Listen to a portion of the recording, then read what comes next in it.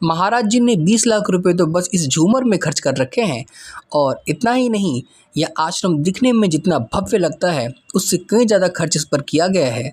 साथ ही यह विशालकाय आश्रम अनिरुद्धाचार्य महाराज का है, जो कि इनका वृद्धाश्रम भी है। और यहाँ पर भी यह किसी 5 स्टार होटल से कम नहीं है।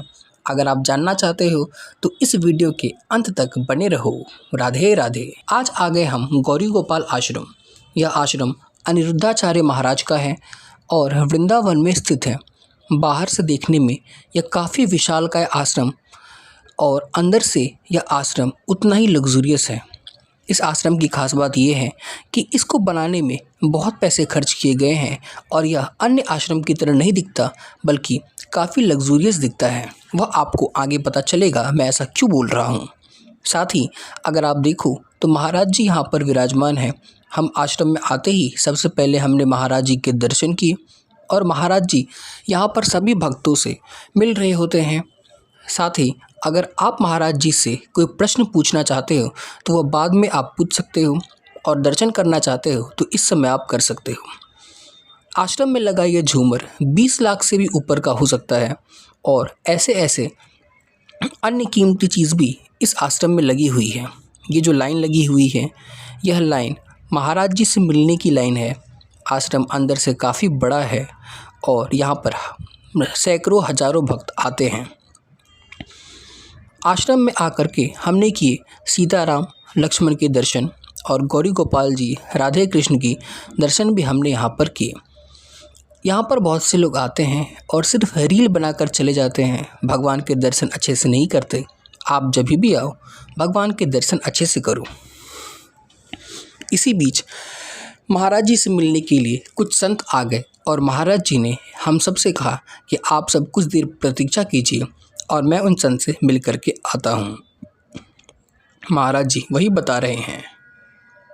अभी आपके 5-7 मिनट लगेगा, आप यहाँ रहिए। महाराज जी के दर्शन करने के बाद हम आ जाते हैं गौरी गोपाल आश्रम के एक फ्लोर ऊपर, जहाँ पर यह वृद्धाश्रम है। और आप ध्यान से देखो, यह वृद्धाश्रम किसी प्रकार से नहीं लग रहा, क्योंकि यहाँ पर जितने वृद्ध माताएं हैं उन सब की सेवा काफ़ी अच्छे से की जाती है।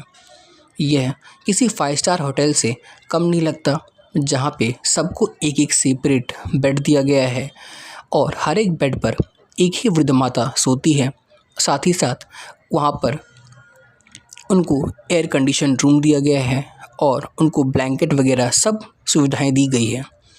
अगर आप देखोगे तो यहाँ पर ये जो विंडो है, ये ऐसे ऐसे एडवांस विंडो लगा रखे हैं जो कि हम भी अपने घरों पर नहीं लगाते।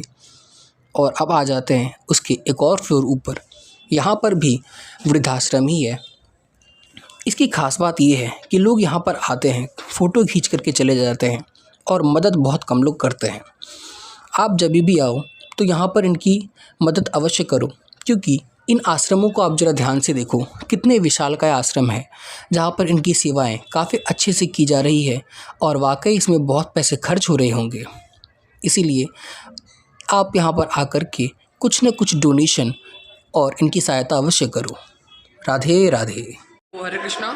यहाँ पर ऑलमोस्ट मैंने 2 फ्लोर देख लिया और यहाँ पर अल्ट्रा लग्जरी रूम्स बनाए गए हैं वृद्ध माताओं के लिए। ऐसा नहीं है कि जैसे तैसे बस संभाल के रख दिया गया हो, बहुत ही अच्छे से मैनेज किया गया हर एक चीज़। वो तो आपने वीडियो में दिखा ही होगा। मैं आपको और दिखाता हूँ और कहाँ कहाँ पे वृद्ध माताओं का आश्रम इन्होंने बना रखा है। आश्रम के कुछ और हिस्सों में भी वृद्ध माताएं रहती हैं और आप यहाँ पर देखो, ये कितना बड़ा हॉल है। सबके लिए सेपरेट बेड, एक टेलीविज़न और सभी चीज़ों की व्यवस्था की गई है। यहाँ पर आप जब भी आते हो एक बात का ध्यान रखना कि आप इन माताओं को डिस्टर्ब ना करें। यदि आपको सेवा करने का मन करे तो आप कर सकते हो। और यह देख करके हमें काफ़ी अच्छा लगा कि अनिरुद्धाचार्य जी महाराज इतनी सेवा करते हैं। बाहर से भी इस आश्रम पे बहुत खर्च किया गया है, लेकिन अच्छी बात यह है कि इस आश्रम में जितना खर्च इन्होंने किया उससे कहीं ज़्यादा खर्च किया। डेली 30,000 से ज़्यादा लोगों को खिलाने पिलाने में करते हैं। इसीलिए आप सेवा इन्हें अवश्य दें। और महाराज जी के दर्शन करके कैसा लगा आप मुझे कमेंट करके ज़रूर बताएं। आश्रम के बाहर ही जब आप जाते हो तो इनका गौशाला भी है और वहाँ पर भी पहले लोग भोजन करते थे, अब आश्रम में ही भोजन करते हैं और यह देख कर के काफ़ी अच्छा लगा।